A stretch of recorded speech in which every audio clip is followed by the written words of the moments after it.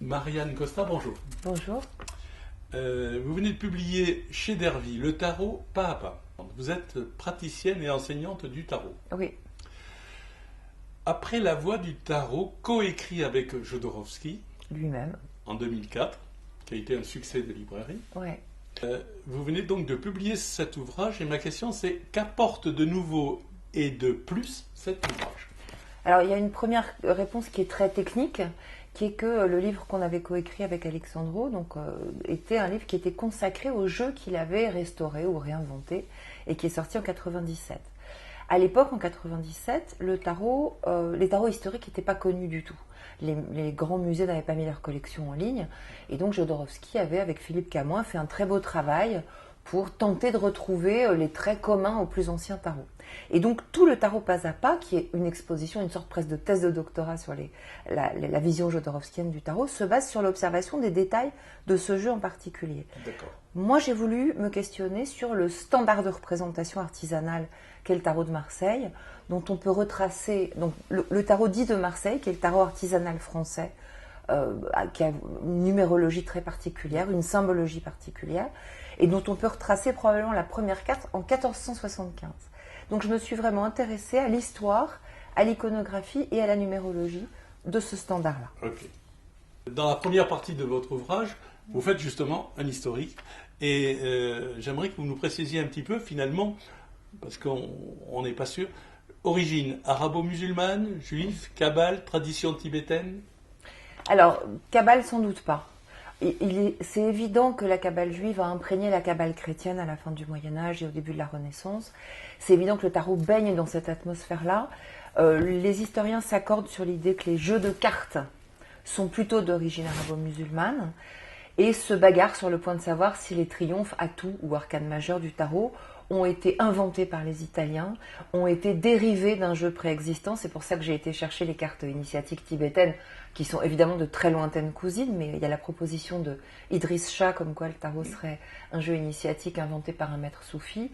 Je penche, quant à moi, plutôt pour une origine, en tout cas occidentale, peut-être sur la base d'un jeu préexistant arménien ou arabe. Et dans le tarot français en particulier, donc qu'on appelle le tarot de Marseille, je vois aussi l'influence des romans de chevalerie et l'influence de toute cette culture de l'époque des emblèmes, donc d'une culture qui est alchimique, bientôt rosicrucienne, pré-maçonnique, mais qui est pas... Enfin, c'est plutôt un bouillon de culture générale, on va dire. D'abord, pourquoi ces jeux de cartes sont interdits? Alors à l'époque où ils se présentent, simplement, d'une part parce que ce sont des jeux d'argent, donc par définition on va les taxer, sinon les interdire.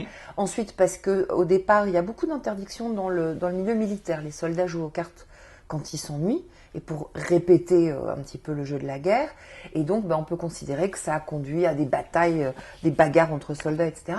Et puis après il y a l'interdit religieux. Comme tous les jeux d'argent et les jeux de hasard, l'Église considère que le jeu de cartes est immoral.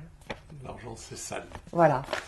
Et la question qu'on peut se poser, c'est est-ce une évolution vers un livre de sagesse et ou de méditation? Alors, à mon sens, le tarot est un jeu avant toute chose.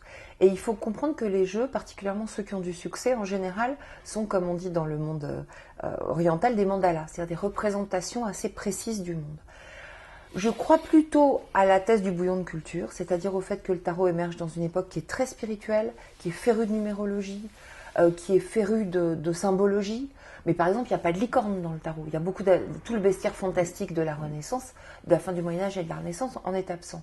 C'est le 19e siècle qui, en mal de spiritualité, en mal de fantaisie, est aussi très imbibé justement par tous ces courants ésotériques qui ensuite malheureusement versent dans l'occultisme, ce qui n'est pas tout à fait la même chose, va se jeter sur le tarot pour essayer de trouver une nouvelle Bible en quelque sorte.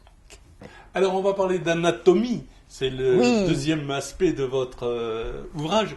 Pourquoi les 22 arcanes majeurs, par rapport aux 56 arcanes mineurs, sont aussi importants les uns que les autres? Au départ, quand le jeu apparaît, ces arcanes majeures, ce sont les triomphes ou les atouts, et ce sont en quelque sorte 22 facettes d'une réalité qui est capable de, comment on dit en français, de vaincre toutes les autres. D'accord. Donc la réalité, de triompher de toutes les autres. Donc la réalité de la conscience, la réalité de l'être essentiel, vous pouvez l'appeler comme vous voulez. Mais évidemment, tous ces aspects ne sont pas forcément riants.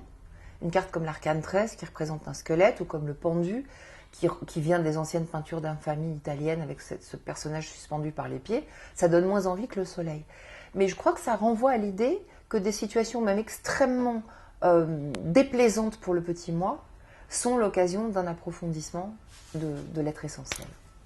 Dans votre ouvrage, vous expliquez qu'en rangeant les 22 arcanes majeures en 3 étages, on peut déceler un cheminement. Alors, est-ce que symboliquement, on est entre l'aspect social, entre la transformation intérieure ou l'épreuve de vérité? Oui.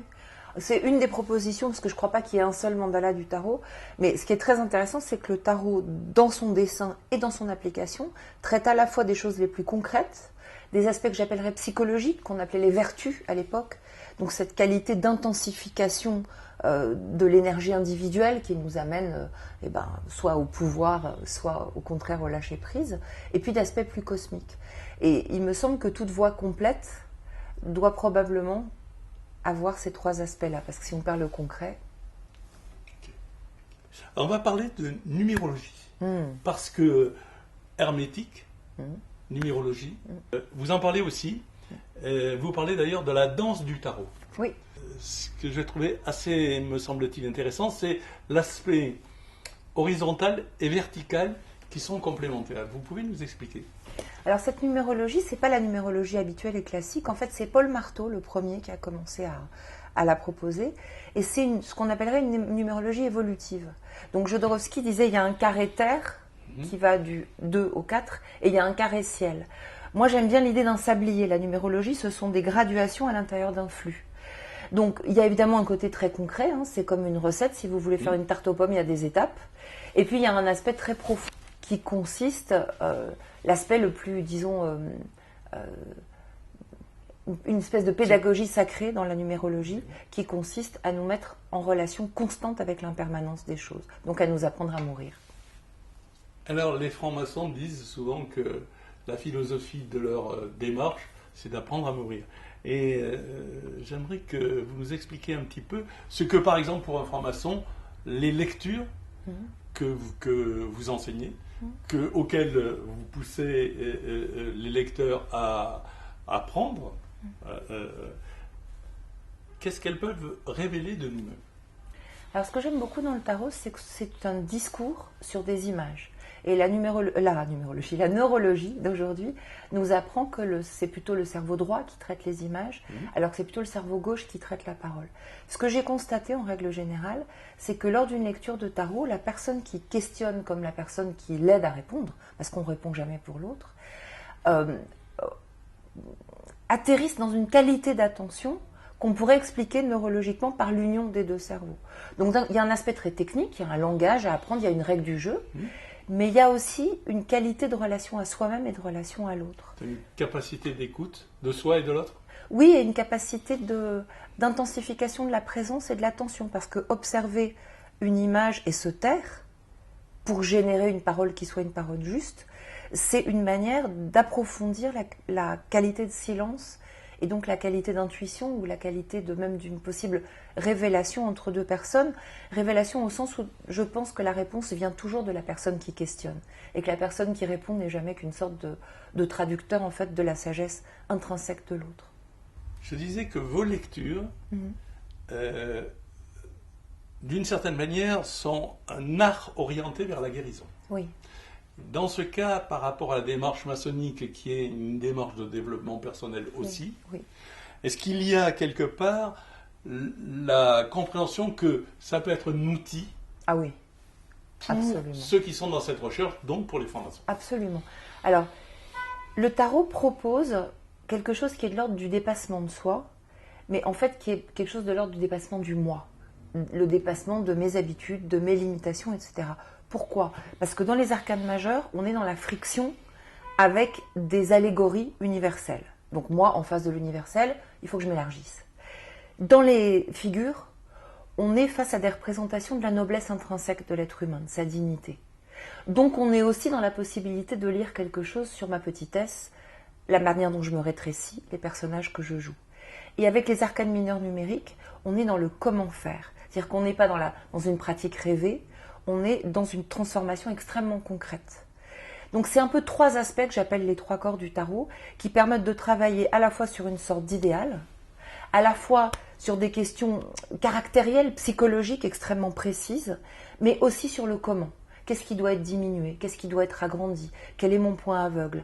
À quoi est-ce que je devrais faire plus confiance? Donc c'est extrêmement vaste et extrêmement pédagogique comme proposition, la proposition du tarot. Et il y en a pour tous les goûts, parce qu'on peut tirer une seule carte et faire une lecture éclair, et puis on peut aussi passer vraiment 1 heure avec un tirage beaucoup plus détaillé. Sur toutes les cartes. Avec toutes les cartes, etc. Et puis il a cette capacité extraordinaire de raisonner en fait avec la symbologie universelle, dans la mesure où c'est un ensemble symbolique cohérent.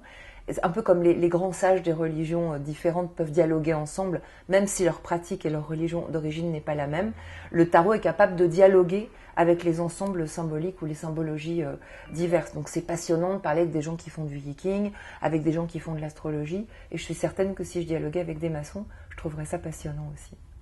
Eh bien, en tout cas, merci beaucoup. Merci à vous.